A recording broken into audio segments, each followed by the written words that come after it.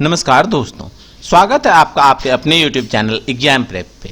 यहाँ पे चल रही है बिहार एसएससी क्रैश कोर्स। ये है वीडियो नंबर 9 और इस वीडियो में मैं लेकर आया हूँ प्रथम स्नातक स्तरीय मेंस परीक्षा के विज्ञान के प्रश्न। तो चलिए स्टार्ट करते हैं वीडियो और देखते हैं कैसे प्रश्न पूछे जाते हैं बिहार एसएससी के मेंस के एग्जाम्स में। लीजिए, पहला प्रश्न है आपके सामने। निम्न में से कौन परमाणु संरचना के सिद्धांतों से संबंधित नहीं था? और आपके ऑप्शंस हैं डाल्टन, बोर, क्यूरी या फिर रदरफोर्ड। तो बच्चे, इस प्रश्न का सही उत्तर क्या होगा? बताइए आप लोग, क्या होगा इस प्रश्न का सही उत्तर? तो इसका जो सही उत्तर है वो है क्यूरी। क्यूरी का संबंध किससे था?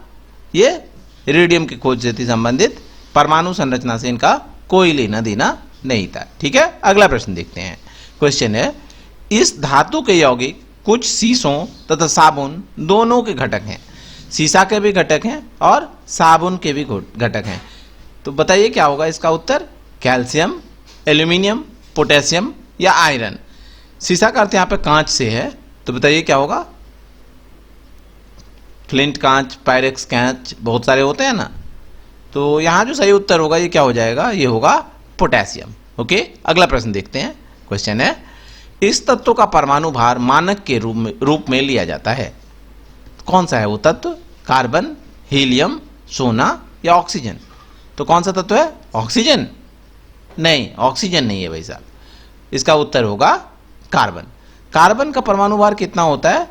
C12। तो इसी को लिया गया है किसमें? परमाणु भार के मानक के रूप में। ओके, अगला प्रश्न देखते हैं। क्वेश्चन है, हाइड्रोजन के समस्थानिकों की संख्या कितनी है? समस्थानिक यानी कि क्या हुआ? आइसोटोप्स ना। बिल्कुल, आइसोटोप्स ही है। तो हाइड्रोजन के कितने आइसोटोप्स होते हैं ये बताना है आपको। 2, 3, 1 या फिर 4।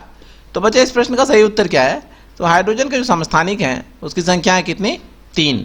ये कौन कौन से हैं? ये हैं 1H1 अर्थात हाइड्रोजन, 1H2 अर्थात ड्यूटेरियम और 1H3 अर्थात ट्रिटियम। ठीक है, तो कितने हो गए?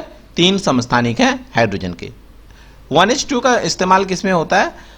भारी जल के रूप में इसका इस्तेमाल होता है, D2O बनाने में इसका इस्तेमाल किया जाता है। और D2O कहाँ पे यूज होता है? तो D2O जो है वो परमाणु यंत्रों में मॉडरेटर के रूप में यूज होता है। ओके, अगला प्रश्न देखते हैं। क्वेश्चन है, पिच ब्लेंड किसका अयस्क है?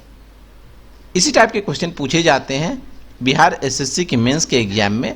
तो अच्छे से आप लोग देख लीजिए, इन प्रश्नों को याद कर लीजिए, रिपीट होता भी है क्वेश्चन।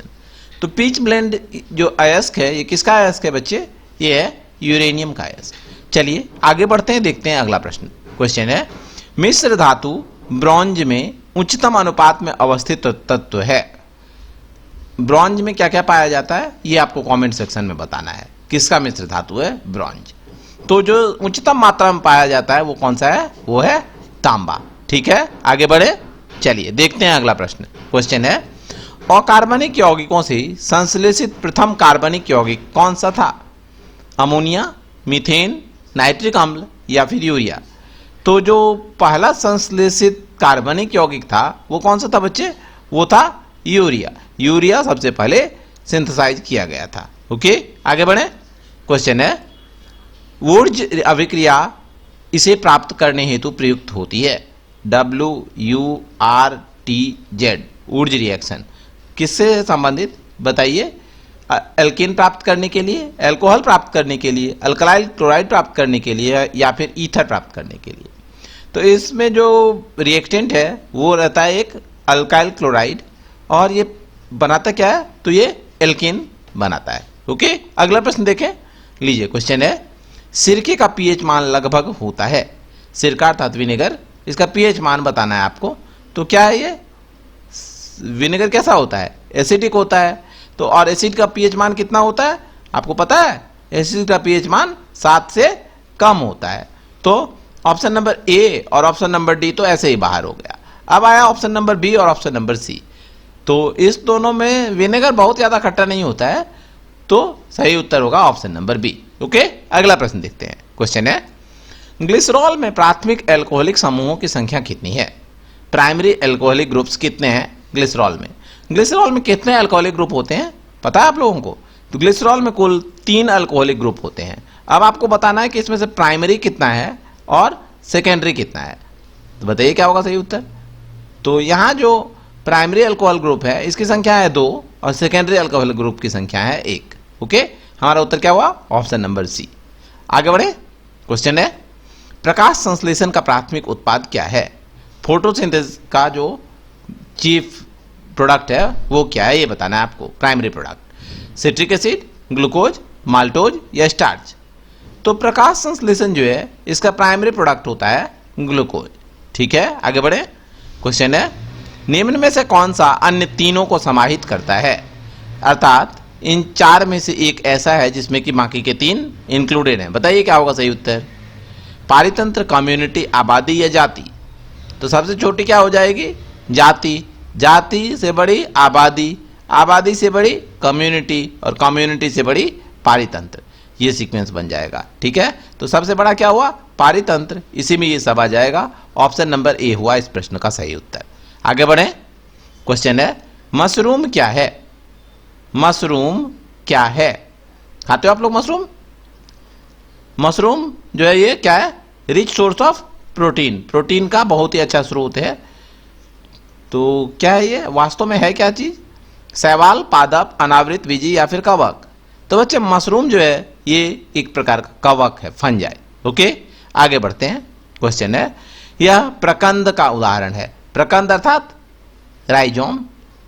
कौन सा इसमें से राइजोम का एग्जाम्पल है ये बताना है आपको। बताइए क्या होगा उत्तर। आलू, प्याज, अदरक या लहसुन। तो यहां पे जो प्रकंद है वो है अदरक। ठीक है, देख लीजिए ये सारे questions Bihar SSC first graduate level mains exam अर्थात स्नातक स्तरीय परीक्षा के मेंस एग्जाम में पूछे गए हैं। चलिए आगे बढ़ते हैं, देखते हैं अगला प्रश्न। क्वेश्चन है सबसे जोर से बोल सकने वाला जंतु कौन सा है? वो जंतु जो सबसे जोर से बोल सकता है अर्थात सबसे तेज आवाज में बोल सकता है वो कौन सा है? आदमी, बंदर, ब्लू व्हेल या फिर हाथी। तो क्या होगा इसका उत्तर? इसका उत्तर है ब्लू व्हेल। आगे बढ़े। क्वेश्चन है प्रकाश संश्लेषण तथा श्वसन का सामान्य उत्पाद है। दोनों का सामान्य उत्पाद क्या सा है, कौन सा है ये बताना है आपको। ग्लूकोज, ऑक्सीजन, कार्बन डाइऑक्साइड या फिर जल। तो दोनों ही अभिक्रिया में जो सामान्य उत्पाद है वो जल है। ठीक है, अगला प्रश्न देखते हैं। क्वेश्चन है निम्न में से कौन सा अंतःस्रावी ग्रंथि का उदाहरण है? एंडोक्राइन ग्लैंड्स, अंतःस्रावी ग्रंथि। यहां से क्या होता है? किस चीज का सिक्रीशन होता है? तो हार्मोन्स जो होते हैं इसका सिक्रीशन एंडोक्राइन ग्लैंड अर्थात अंतःस्रावी ग्रंथि से ही होता है। तो इसमें कौन सा है एंडोक्राइन ग्लैंड? तो जो थायराइड जो है ये एंडोक्राइन ग्लैंड है। ठीक है, आगे बढ़े। क्वेश्चन है कौन सा अंग पित्त का स्रावन करता है? ऐसे नहीं होगा स्रावन, ये टाइपिंग मिस्टेक है। पित्त का स्रावन करता है यानी कि पित्त रिलीज करता है। यकृत, पित्ताशय, अग्न्याशय या ग्रहणी। तो पित्त रिलीज कौन करता है? पित्त रिलीज करता है लीवर। ओके, अगला प्रश्न देखते हैं। और स्टोर कहां पे होता है पित्त? तो पित्त स्टोर होता है गॉल ब्लैडर में, पित्ताशय में। ठीक है ना, यहां से निकलता है यकृत से और जमा होता है पित्ताशय में। अगला प्रश्न देखते हैं। क्वेश्चन है निम्न में से किसका कारण विषाणु है? अर्थात किसके कारण, विषाणु के कारण इनमें से कौन सा रोग होता है ये बताना है आपको।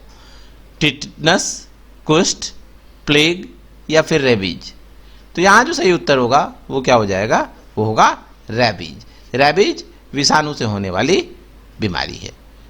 ओके, अगला प्रश्न देखते हैं। क्वेश्चन है गति का अध्ययन क्या कहलाता है?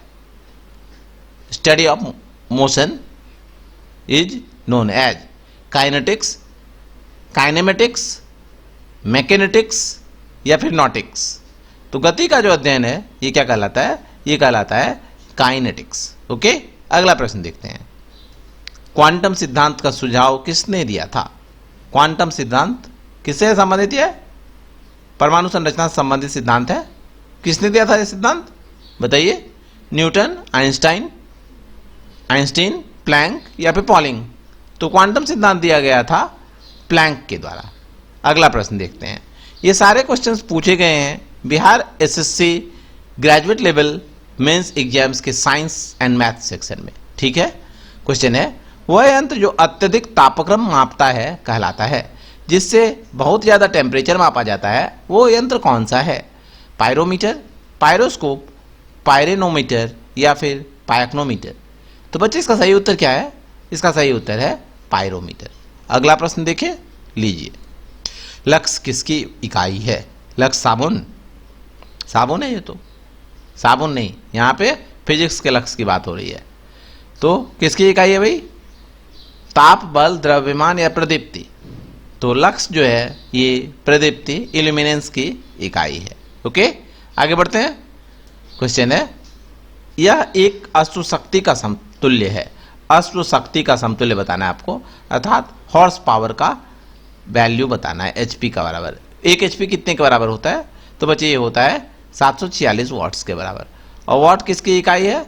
तो वाट जो है ये शक्ति की इकाई है, ठीक है, पावर की इकाई है। आगे बढ़ते हैं। क्वेश्चन है, यदि एक अवतल दर्पण में वस्तु एवं प्रतिबिंब दोनों वक्रता केंद्र पर है तो प्रतिबिंब होगा कैसा होगा? प्रतिबिंब ये बताना है आपको। कहाँ पे है? सेंटर ऑफ कर्वेचर पे है दोनों ही चीज, वस्तु भी और प्रतिबिंब भी। तो कैसा होगा प्रतिबिंब? वस्तु के समान आकार का प्रतिबिंब बनेगा, वस्तु के बराबर हाइट पे, साइज में। ओके, अगला प्रश्न है, ऊष्मागतिकी का कौन सा नियम कहता है कि बिना किसी बाह्य कारक की सहायता के किसी कम ताप वाली वस्तु से किसी उच्च ताप वाली को ऊष्मा स्थानांतरित नहीं की जा सकती है? ये कौन सा लॉ है थर्मोडायनामिक्स का? बताइए, पहला, दूसरा, तीसरा या शून्य लॉ? तो सही उत्तर क्या है इसका? Zeroth law of thermodynamics? नहीं, जीरोथ लॉ नहीं है ये है second law of thermodynamics. Okay, अगला प्रश्न देखिए। क्वेश्चन है, एक वायुयान की ध्वनि सामान्यतः इसके संगत होती है। किसके संगत होती है वायुयान की ध्वनि? ये बताना है आपको। तो वायुयान जो है इसकी ध्वनि किसके संगत होती है? कितनी होती है? लगभग 100 डेसिबल के आसपास ये ध्वनि होती है। अगला प्रश्न देखते हैं। क्वेश्चन है, 1 नैनोमीटर बराबर है। 1 नैनोमीटर किसके बराबर है? 10⁻9 मिलीमीटर, 10⁻−9 मिलीमीटर, 10⁻−9 सेंटीमीटर या फिर 10⁻−7 सेंटीमीटर? तो किसके बराबर होता है 1 नैनोमीटर?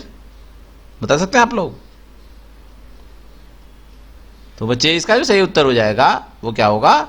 वो होगा 10⁻−7 सेंटीमीटर के बराबर होती है क्या? 1 नैनोमीटर, या फिर कह सकते हैं हम लोग 10⁻−9 मीटर के बराबर। ठीक है ना, याद रखेंगे मीटर में भी और सेंटीमीटर में भी। चलिए लिख देता हूं मैं यहाँ पे 10⁻−9 मीटर। ओके, अगला प्रश्न है आपके लिए, सौर ऊर्जा का प्रमुख स्रोत है। सौर ऊर्जा का प्रमुख स्रोत बताना है आपको कि सूर्य की जो ऊर्जा है उसका स्रोत कहाँ क्या है? नाभिकीय विखंडन, गुरुत्वीय संकुचन, दहन या फिर नाभिकीय संलयन? तो बच्चे इस प्रश्न का सही उत्तर क्या होगा? तो सूर्य की जो ऊर्जा है वो कहाँ से आती है, किस प्रक्रिया से? वो हाइड्रोजन के 2 अणु मिलकर क्या बनाते हैं? हीलियम के अणु बनाते हैं, और क्या होता है बहुत सारी एनर्जी रिलीज होती है जो कि है नाभिकीय ऊर्जा, और ये प्रोसेस हो गई नाभिकीय संलयन। अगला प्रश्न देखते हैं। क्वेश्चन है, किस कोयले में कार्बन की मात्रा अधिकतम होती है? ऑप्शन है आपके सामने, एंथ्रेसाइट, लिग्नाइट, पीट और बिटुमिनस। तो इसका सही उत्तर क्या होगा? चलिए मैं आपको बता देता हूँ याद रखने का टेक्निक। जो अल्फ़ाबेट है अल्फ़ाबेट के अनुसार ही है, जो पहले आएगा उसमें सबसे ज़्यादा कोयला की मात्रा। सबसे पहले क्या आ रहा है? एंथ्रासाइट ए से, बिटुमिनस बी से, इसमें 2 नंबर में, लिग्नाइट एल से, इसमें तीसरे नंबर में, और पीट पी से, इसमें सबसे कम कार्बन की मात्रा होती है। यदि यही पूछ देता है कि किस कोयले में सबसे ज़्यादा अशुद्धि पाई जाती है, तो उत्तर क्या हो जाएगा? तब उत्तर हो जाएगा ऑप्शन नंबर सी, पीट, क्योंकि ये क्या है? सबसे निम्न कोटि का कोयला है, अशुद्धियाँ सबसे ज़्यादा होती है।